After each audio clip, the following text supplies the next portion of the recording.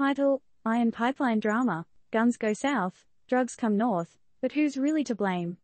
TLDR: US and Mexico in intense chit-chat to halt gun traffic heading to Mexico and that nasty fentanyl flow making its way north. Is Uncle Sam finally getting the message? For eons, okay, maybe not that long, Mexican bigwigs have been like, hey, US, can you not? Pleading with them to stop their guns from cruising into Mexico. Meanwhile, the US watched in horror as fentanyl partied its way up north. Guess what? They're both using the same VIP entrance, smuggling routes.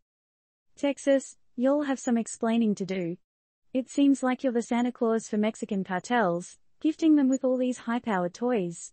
And while Santa's little helpers are smuggling drugs like fentanyl into the Lone Star State, these cartels are getting pumped with Texan firepower. But here's a twist: only when these cartels became fentanyl masterchefs did Uncle Sam think, maybe we should do something about all those guns we're shipping. Seriously, 200,000 guns a year.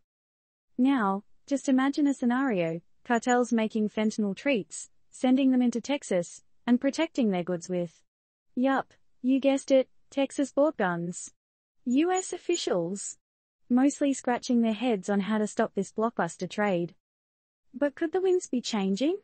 Gun control peeps and the anti-violence squad have spotted some hopeful signs. Thanks to a fentanyl crisis and Mexico's sassy 2021 lawsuit against the US gun industry, Iron Pipeline is now the talk of the town, from White House chit-chats to law enforcement powwows. Hats off to the Senate last summer for finally giving the green light to President Biden's top pick for the ATF after a mere 7-year gap.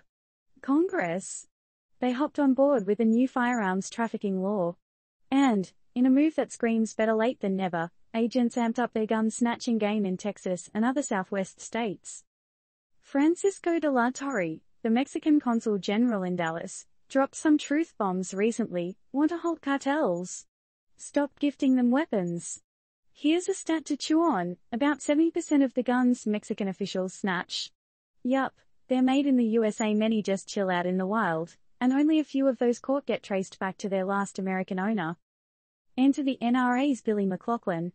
His take: it's all Mexico's fault. According to him, Mexico's flourishing drug cartels and the who's the boss scenario within their own circles are the real culprits. Oh, and let's not forget some spicy Texas tidbits. There are tales of guns legally bought in North Texas, only to have their next stopover be in Mexico, all shady-like.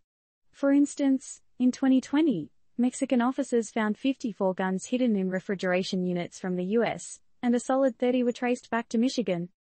Hey, readers. It's been one heck of a gun and drug dance between the US and Mexico.